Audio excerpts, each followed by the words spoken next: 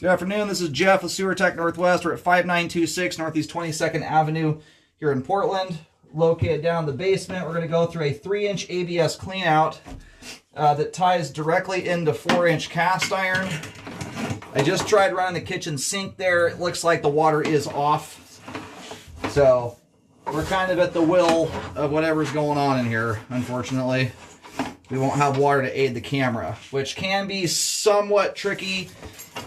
These older lines can sometimes, especially if there's clay or concrete outside the house, sometimes seeing open joints to the ground can be tricky because the joints can remain tight, but the grout can be gone.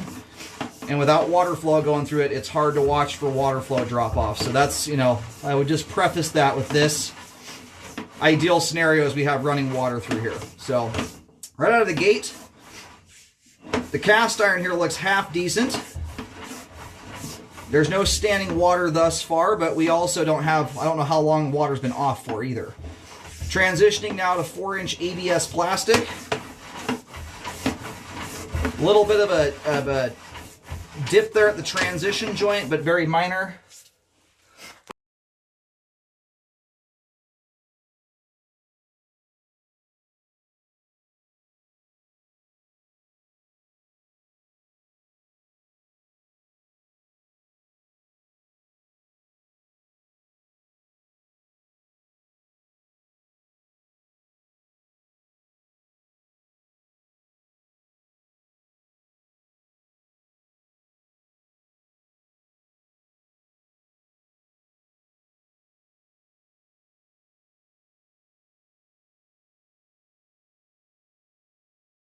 Okay, so right here, line's transitioning over to clay pipe.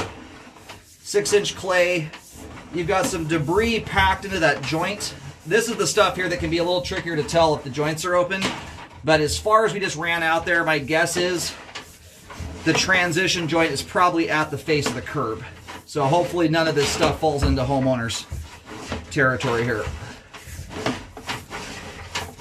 It's a small miracle we've made it this far out. So and there's the main lateral connection out in the street, 92 feet.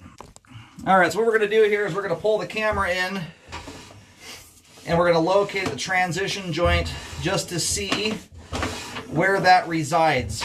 Everything prior to that is cast iron and ABS, and all of it appears to be in good shape. There's zero standing water anywhere in this line and very little debris to speak of. The way that debris is packed in there, it could be for a couple reasons. I don't know that it's because the joint is compromised and allowing stuff to seep. If you get enough water escaping the line, it can kind of create negative pressure, and or if there's a little bit of space between the joint, debris can pack into it. So ideally, at some point, I would try and scope this thing with water running to help clear this junk out of here and get a better view.